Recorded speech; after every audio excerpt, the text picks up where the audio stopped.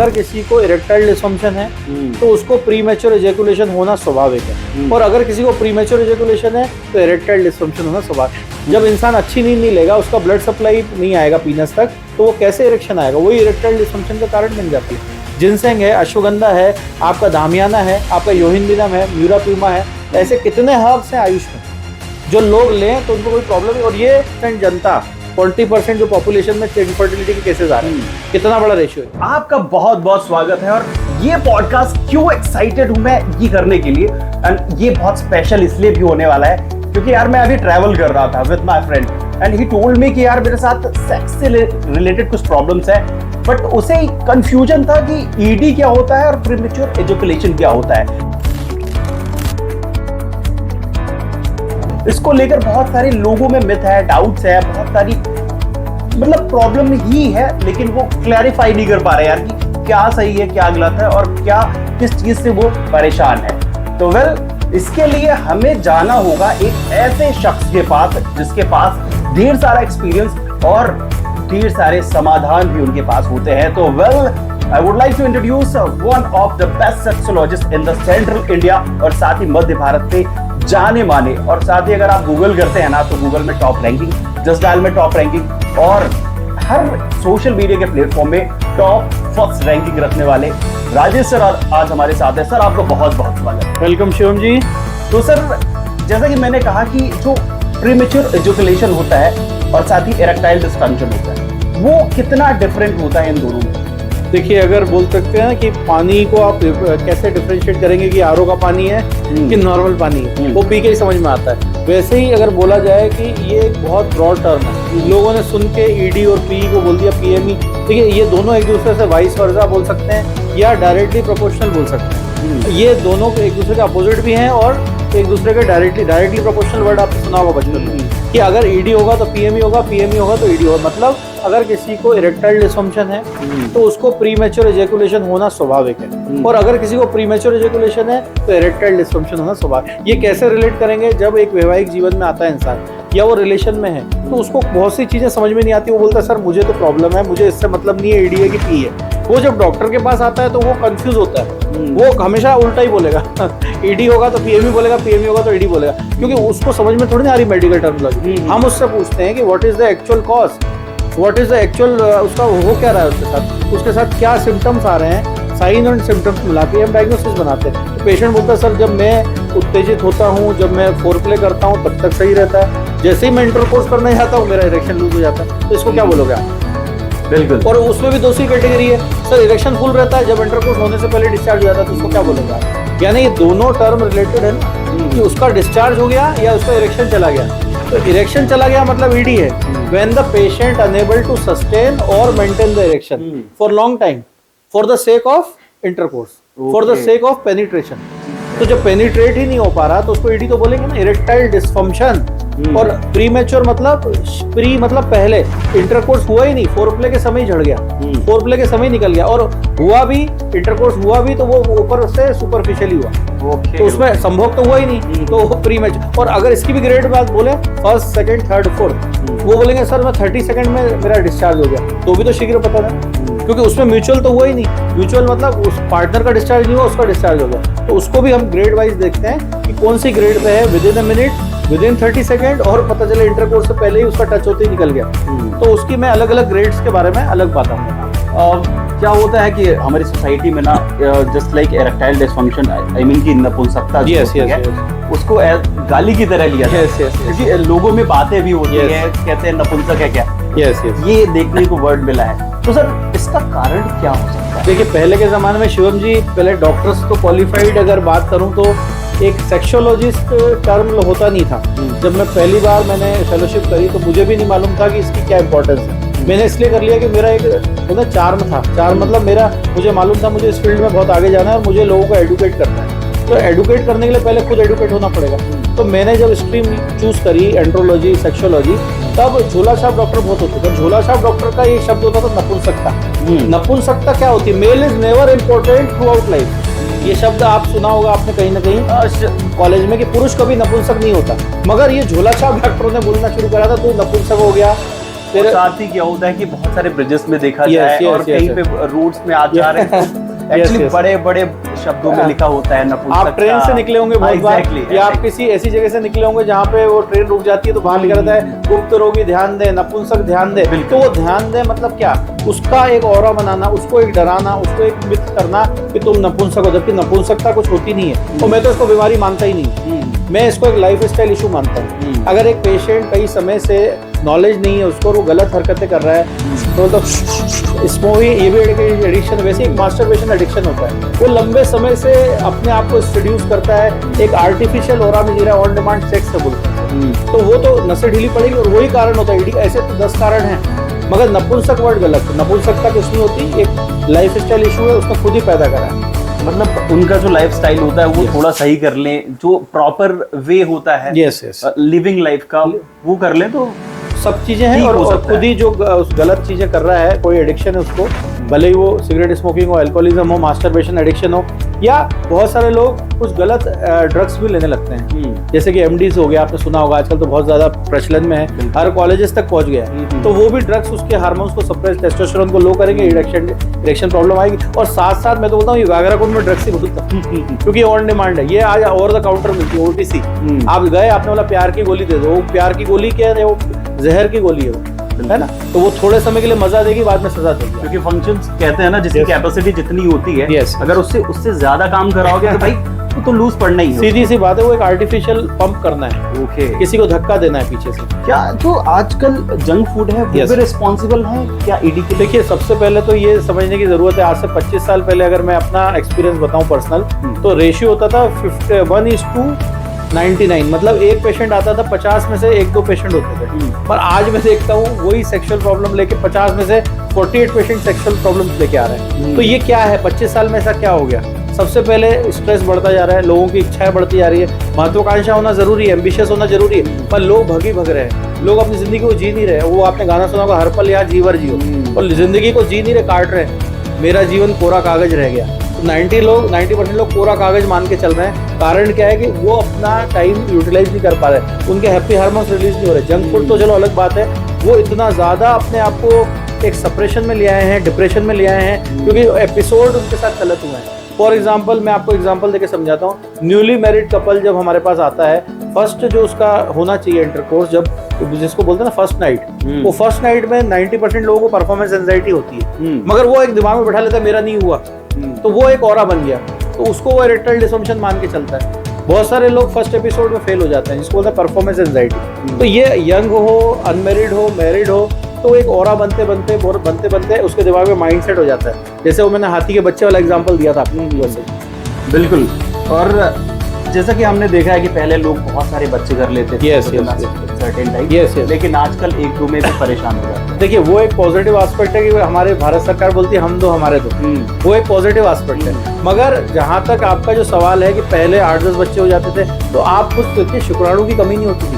पहले इंसान stress free life जीता था। एक अगर मुद्दे की बात करें, स्ट्रेस फ्री मतलब उसके अंदर कोई टेंशन भी नहीं था, फ्यूचरिस्टिक। अब आज फ्यूचर के बारे में ज्यादा सोच रहा है इंसान, प्रेजेंट में नहीं जी रहा है, वो फ्यूचर के बारे में सोच रहा है।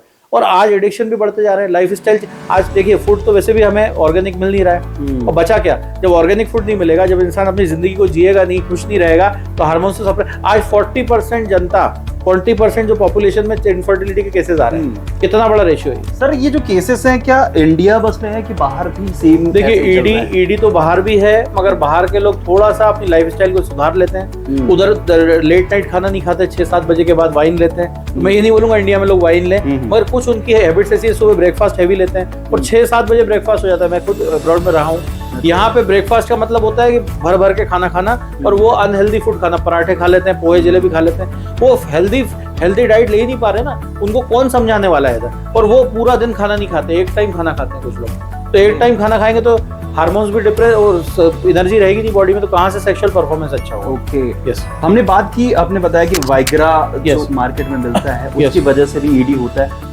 नहीं, उसकी वजह से नहीं होता, वो एक एडिक्शन का एक तरीका लोगों ने अपना लिया है, शॉर्टकट। 500 रुपए बचाने के चक्कर में वो डॉक्टर को ना दिखा के काउंटर पे जाके बोलते हैं कि मुझे प्यार की गोली दे दो।